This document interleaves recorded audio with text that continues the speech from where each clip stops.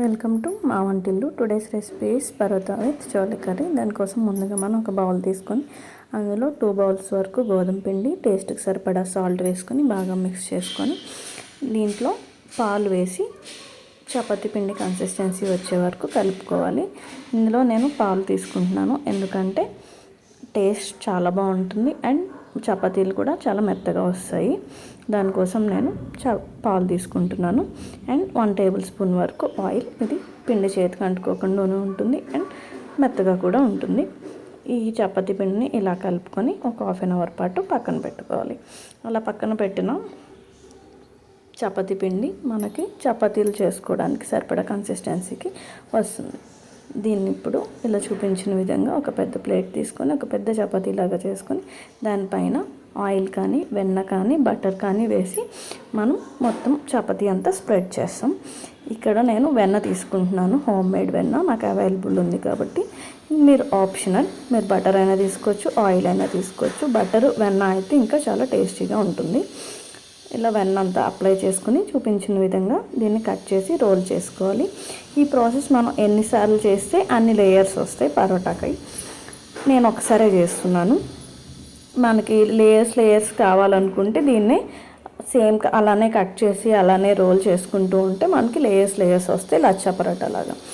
దీన్ని మనకి కావాల్సినంత సైజు చపాతీ బాల్స్ కింద చేసుకొని దీన్ని చపాతీల కింద మనం చేసుకుందాం.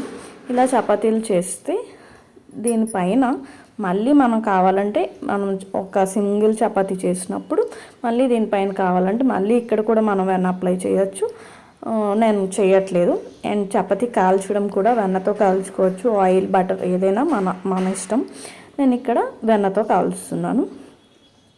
ఇలా చేస్తే ఈ వెన్న వల్ల టేస్ట్ చాలా బాగుంటుంది అండ్ మెత్తగా కూడా వస్తాయి.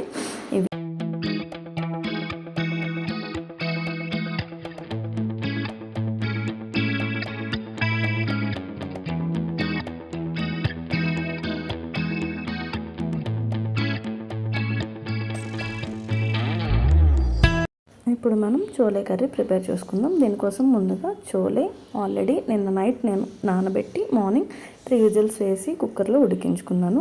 ఈ ఉడికించుకున్న చోలే వాటర్ కూడా నేను ఒక బౌల్లో తీసుకొని పక్కన పెట్టుకున్నాను. దీనికోసం మనకి కావాల్సినవి ఆనియన్స్, మిర్చి, కరివేపాకు, కొత్తిమీర అండ్ టమాటా, చోలే.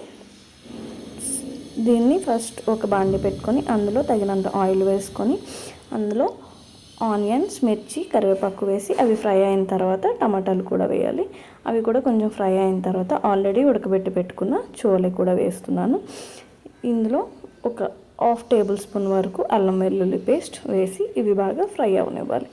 ఇవి ఫ్రై అయిన తర్వాత ఇందులో 1/2 టేబుల్ స్పూన్ పసుపు, 2 టేబుల్ స్పూన్ వరకు కారం, తగినంత సాల్ట్ మన టేస్ట్ బట్టి వేసుకొని ఇవి బాగా మిక్స్ చేసుకొని మంచిగా టమాటాలు మెత్తబడేంత వరకు దీన్ని ఉడకనివ్వాలి. ఇలా ఉడికిన తర్వాత ఇందులో ఆల్రెడీ ఉడకబెట్టి పెట్టుకున్న చోలే వాటర్ ఉన్నాయి కదా, మనం ఆల్రెడీ పక్కన తీసి పెట్టుకున్నాం.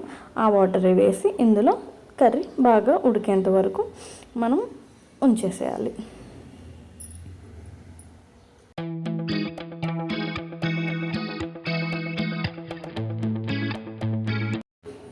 ఇలా ఉడికిన కర్రీలో కొత్తిమీర వేసుకొని దింపేసుకోవడమే. దీన్ని పరోటాతో తింటే చాలా టేస్టీగా ఉంటుంది. ఒకసారి ట్రై చేసి చూడండి.